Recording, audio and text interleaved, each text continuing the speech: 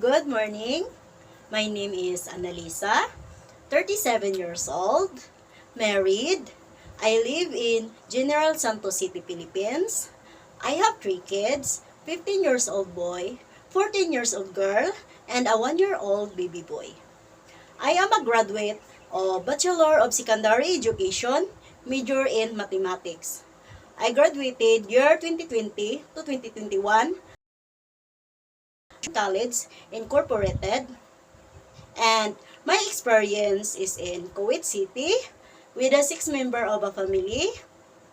49 years old my sir, 46 years old my madam, 8 and 7 years old boys, 3 years old girl, and a newborn baby. And my main duty there is to take care of a newborn baby, washing clothes, ironing, cleaning the house, and sometimes I help my sister in the kitchen in cooking and marketing.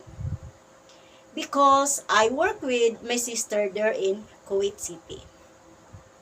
To my future employer, Sir, Ma'am, please give me a chance to be a part of your family as a tutor or a helper because I am honest, responsible, trustworthy, hardworking, and most of all, I am a God-fearing.